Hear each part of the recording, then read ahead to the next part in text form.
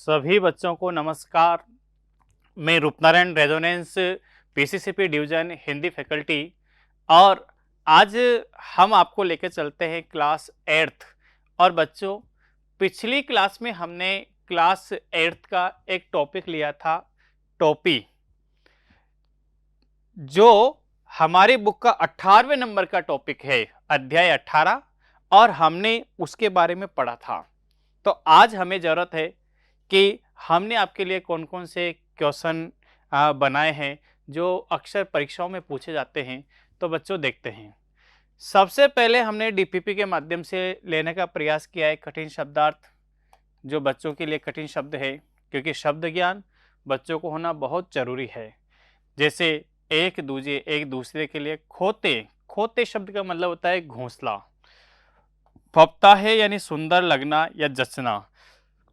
लट जीरा एक पौधे का नाम है। काया शरीर को कहते हैं। ओझल गायब होना, दिखाई न देना।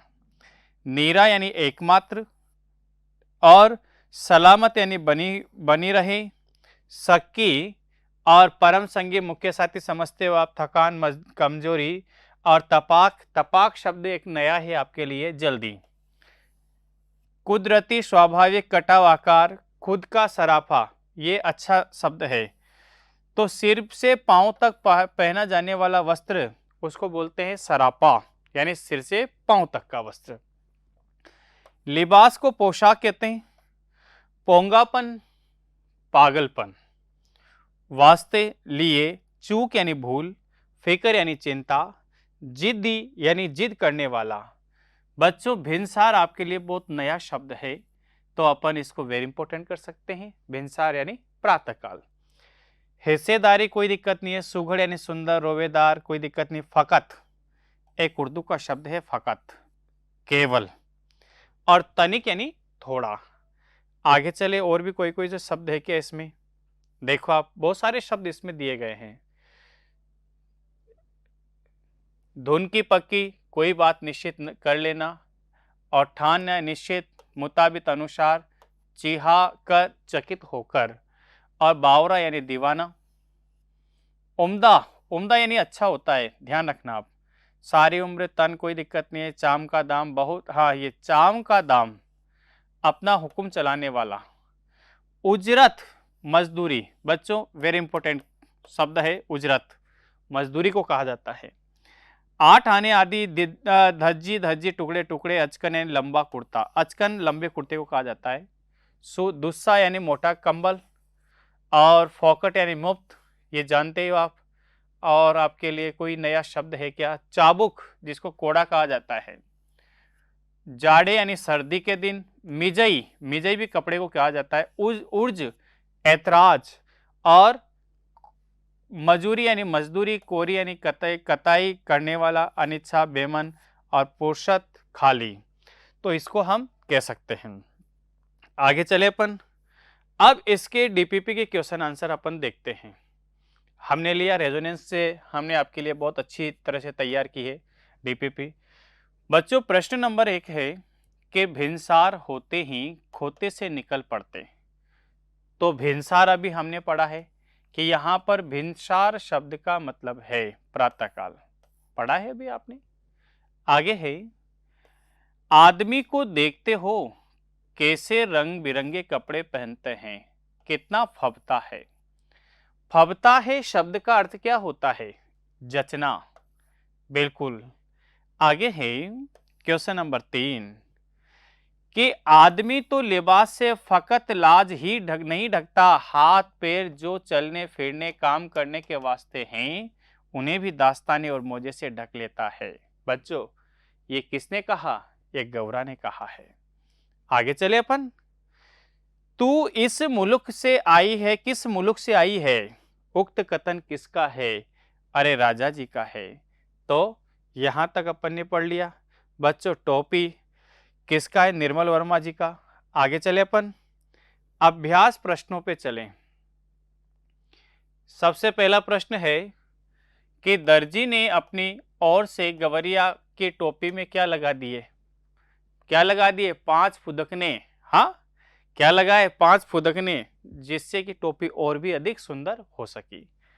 क्वेश्चन नंबर 7, गौरिया की टोपी बनाने में किस किस का योगदान रहा? बच्चों, कोरी का, दर्जी का, इधर से जो सूत को काटता है उसका, और जो सूत से धागा बनाता है उसका, यानी बहुत सारे लोगों का इसमें सहयोग रहा है। अगला है, गौरिया की टोपी किस प्रकार उतारी गई? गिलोय से मार करके, गिलोय से मार करके उतारी गई है। राजा ने गौरिया की टोपी को पैरों से क्यों नहीं मसला? इसलिए नहीं मसला क्योंकि गौरिया एक छोटी सी है, मैं बहुत बड़ा हूं, यदि मैं इसकी टोपी को मसलता हूं तो मेरा कितना बड़ा अपमान होता है। अगला है, एक मंत्री ने गौरिया की जान किस प्रकार बचाई? हाँ, उससे ये कहते हुए कि साहब मुंह मत लगो, छोटी सी चिड़िया है, उसको मार करके अपना हाथ क्यों गंदा कर रहे हो? मच्छर को मारना और उसको मारना बराबर है आपके लिए, इसलिए उन्होंने जान बचाई। अगला है, टोपी के बारे में गौरा की क्या धारणा थी?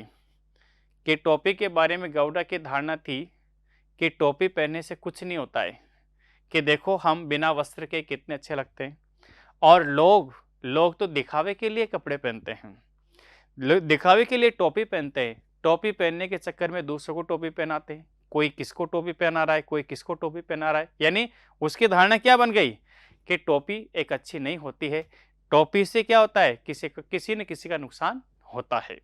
ये अपन ने पढ़ लिया बच्चों। आगे चलो, अब एनसीईआरटी के प्रश्न किस तरह से हल किए जाते हैं, कैसे लिखे जाते हैं, ये देखने का विषय है। तो बच्चों, एनसीईआरटी के प्रश्न हल देखो आप। क्वेश्चन नंबर 1, गौरिया और गौरा के बीच किस बात पर बहस हुई और गौरिया को अपनी इच्छा पूरी करने का अवसर कैसे मिला?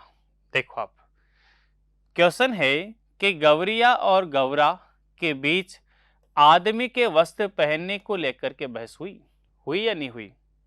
गौरिया वस्त्र पहनने के पक्ष में थी और गौरा विपक्ष में था, दोनों पक्ष विपक्ष में थे। गौरिया को आदमी द्वारा रंग बिरंगे कपड़े पहनना अच्छा लग रहा था, जबकि गौरा को कहना था कि कपड़ा पहन लेने के बाद आदमी और बदसूरत लगने लगता है, कपड़ा पहन लेने के बाद आदमी अपनी कुदरती खूबसूरती ढक जाती है। उसी बहस के दौरान गौरिया ने अपनी टोपी पहनने की इच्छा को व्यक्त किया। उसकी इच्छा तब पूरी हुई जब एक दिन घूरे पर चुगा चुगते उसे रुई का एक फाहा मिला। आगे चले बच्चों, प्रश्न नंबर 2 देखो आप, बहुत अच्छा प्रश्न है। टोपी बनवाने के लिए गौरिया किस किस के पास गई? बिल्कुल, किस किस के पास गई? तो देखो आप, टोपी बनवाने के लिए गौरिया धुनिया के पास गई, कोरी के, बुनकर के और दर्जी के पास गई। टोपी बनाने तक की एक कार्य को लिखिए बच्चों। धुनिया के पास रुई धुनवा कर वह उसे लेकर कोरी के पास जा पहुंची, उसे कोरी से कतवा लिया, कते हुए सूत को बुनकर के पास ले गई, उसने बुनकर के कपड़ा बनाया और कपड़े को लेकर के दर्जी के पास चली गई और गौरिया के लिए टोपी सिल दी। हो जाएगा।